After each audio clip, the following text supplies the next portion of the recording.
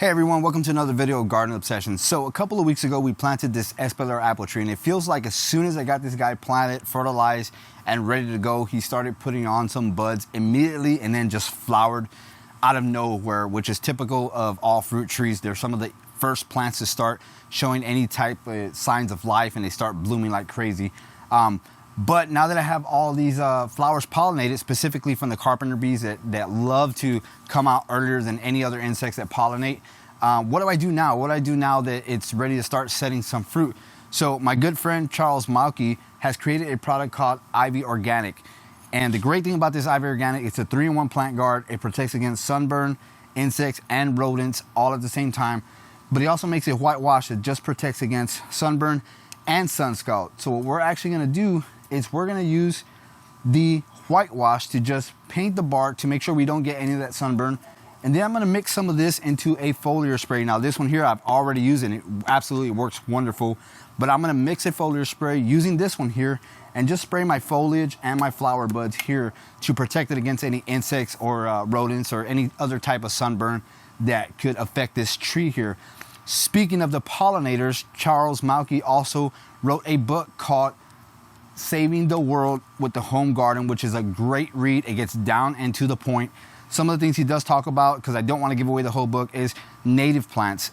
Bringing native plants into the garden to attract those pollinators that are beneficial to the native area, and they're going to do well with any vegetables or fruit plants you have in your garden. But it's a great read. I highly recommend you go and check out the book. And if you haven't followed Ivy Organics, go and check them out as well. A lot of great gardening tips and info on his channel there. Okay, so before I get ready to protect my tree, the first thing I'm gonna do is I'm gonna go ahead and mix the whitewash so I can go ahead and paint the bark of the tree here to protect that again from the sunburn. So I'm gonna put these aside real quick, and it's real easy to mix together. It comes in a small paint can like this. It's not made already. You have to make it yourself, which is great because it'll store for a good period of time.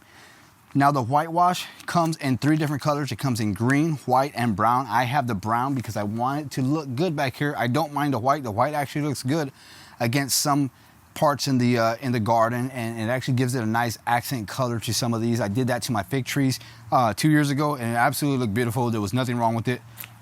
But the whitewash definitely. This one is a white color, but again, I'm gonna mix this into a foliar spray. So all you do with this here is basically you're just gonna dump this pouch inside the can here, and then you're gonna mix it with water. And I'm using a bamboo stick just to mix it real quick. You can use a paint mixer if you want to, which I don't think is necessary.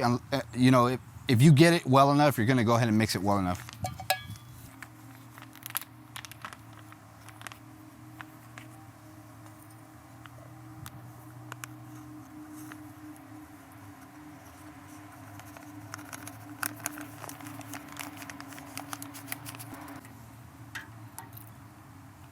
I'm just gonna pour water right up to the top of it.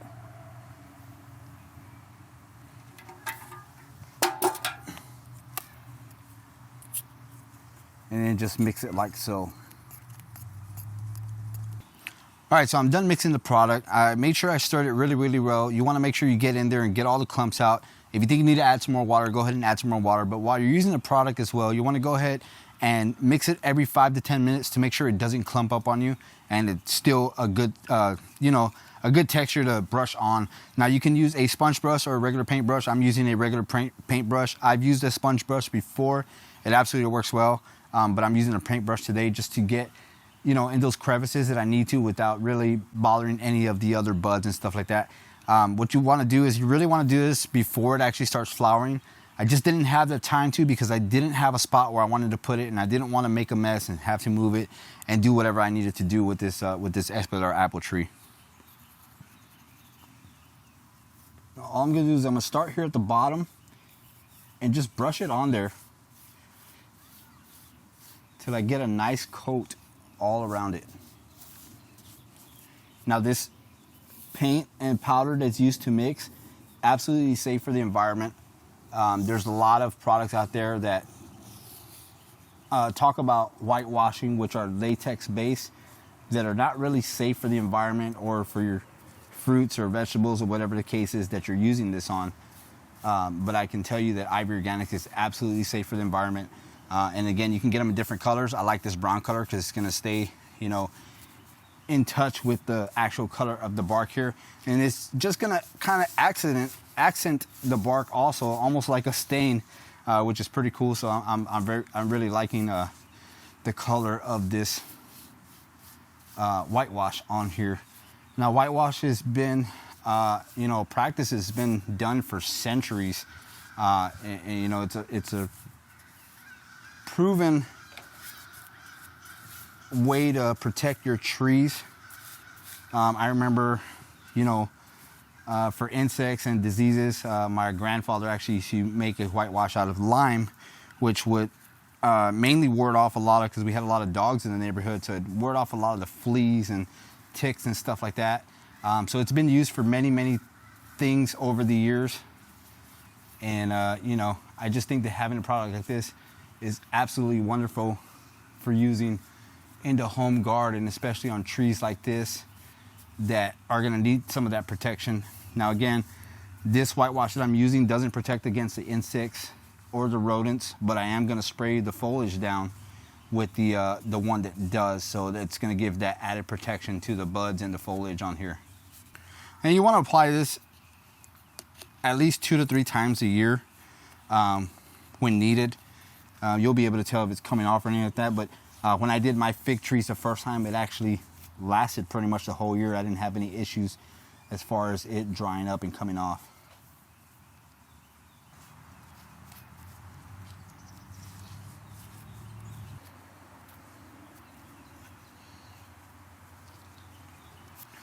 All right, so I'm done whitewashing the tree with the brown Ivy Organics whitewash, and it absolutely looks wonderful. It's a nice subtle brown. It dries on fairly quick. There's some wet spots where I added another layer.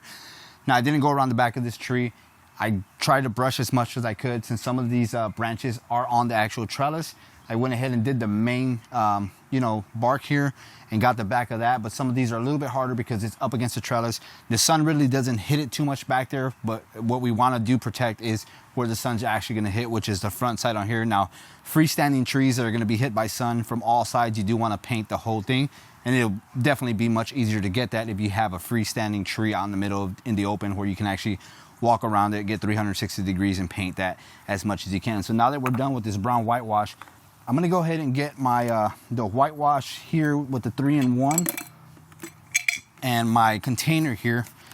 Now this one is a little bit easier to do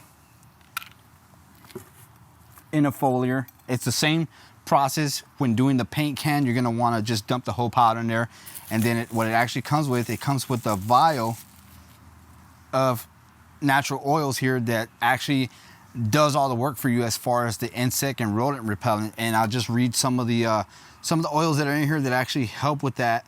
So the oils in here are going to be castor oil, cinnamon oil, clove oil, garlic oil, peppermint oil, rosemary oil, spearmint oil. So any of you garden gurus out there that know about oils and using them in the garden know that a lot of these oils are going to be very beneficial to ward off some of those bad insects that you want. Another thing to note, that with this Ivy Organic whitewash, the 3-in-1 can also be used for a number of different uses, not just that. You can use it as almost like a glue paste, which I've used before. I mean, obviously it's a paint, but it dries on almost like a glue. I've used it on my roses before when I do some hard pruning. In North Carolina, we had a lot of rain and humidity, and that's one of the reasons I used a whitewash. Was those hard prune jobs that I did on the roses, I went ahead and painted over those cuts to make sure I didn't get any excess rainwater going down the center of the stem there, or any insects that want to bore in there, which is the same thing for the fruit trees. If you have an open wound or anything like that where insect can make its way in, we have carpenter bees here, and carpenter bees just love to whittle away at wood. One thing I don't want is a carpenter bee trying to get into any exposed areas on this tree. If I did have any, I'd definitely mix this up into a paint mixture and use that to cover that up. So now for the foliar spray, you want to use 1/3 to 1/2 teaspoon of the powder here, which I'm going to use maybe about 1/2 teaspoon, just to get a good potent amount in there. So I'm dumping that in there. And then you're going to want to use 5 to 10 drops of these oils.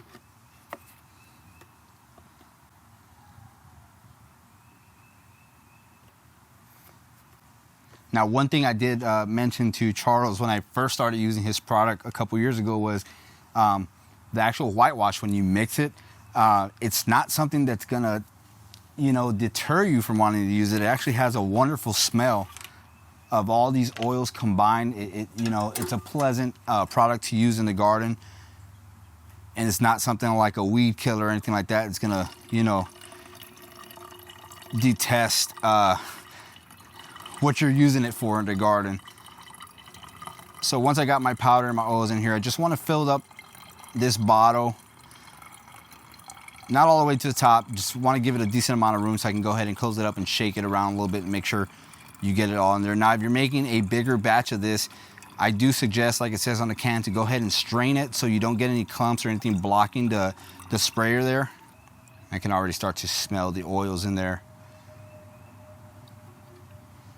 Not a bad smell at all. Once I got it in there, I'm just gonna close it right back up. Give it a good couple shakes to make sure it's mixed in there. Now, the one thing about this is what's great about making a foliar spray is that you can actually make quite a bit.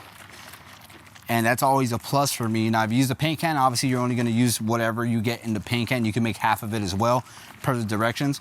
But if you use a whole paint can, it's beneficial if you're gonna do a whole bunch of trees or something that's gonna definitely use up the paint can. But I like using a foliar spray because I like to spray a lot of the roses around the garden, a lot of the fruits and vegetables. And that's always a good thing to have when you can definitely make more of this. Real quick, let me tell you how much it makes. So with the foliar spray, you can make up to 5 gallons of the foliar spray, and with the ingredients that I just used, a 1/3 to half teaspoon of powder with the 5 to 10 drops of oil, you can actually make a 23-ounce spray bottle from this, and just make as many spray bottles as you can with the whole with all the ingredients here.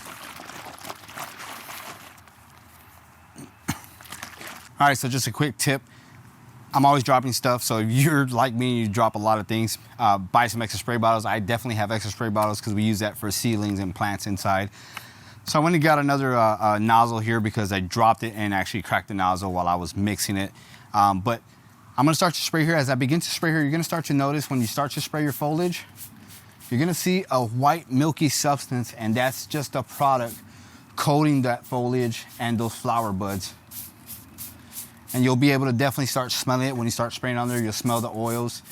And like I said, it's a great smell. It's not gonna deter bees or anything like that, or any of those healthy pollinators, but it'll definitely deter those insects you don't want on here, which is a great thing to have when you have something such as beautiful as an Espalier apple tree that you want to produce, and you don't wanna lose any of that fruit.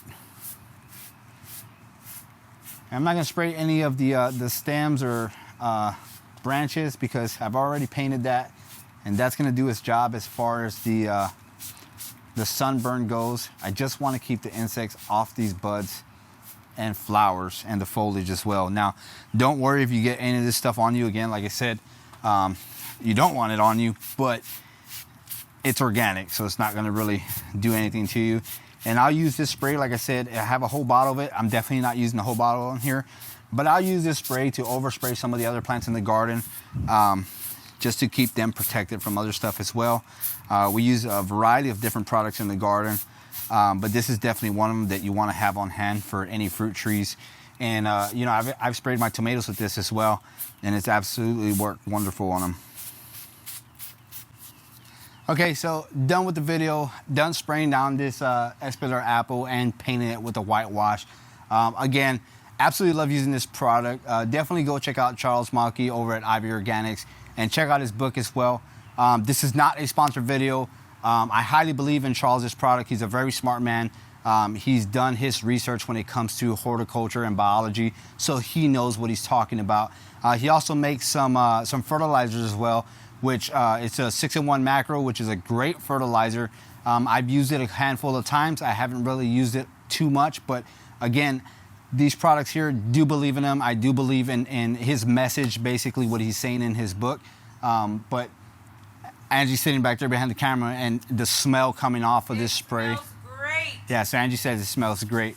But again, guys, just a quick video just teaching you guys what we actually do in the garden, how we protect some of the stuff in the garden. I know we use a variety of products in the garden. We definitely don't try to push anything on you, but we just like to show you why our stuff flourishes, why we have great plants in the garden, and you know, the work that it takes to maintain your garden and make it look beautiful and have a bountiful you know, harvest when it comes to fruit trees and vegetables and things like that. Like I said, I've sprayed this on my tomatoes years ago. We didn't do it here in this garden, but I sprayed them years ago, and it absolutely protected them the way I wanted them to. They grew well, they grew nice, had less insects on them. You can go back to the field videos when we did a kitchen garden.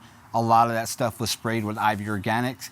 And use it on roses for beetles? Yep, we've used it on roses from Japanese beetles. That's a big plus as well that we've used it for, is to keep Japanese beetles at bay. You're always gonna have Japanese beetles, but this product definitely helps ward them off some, and you don't have them eating those buds early on in the season when they're ready to just burst open. But again, guys, that's gonna do it for the video. I hope you enjoyed it. Go check out Charles Malki at Ivy Organics, and we'll see you guys in the next video.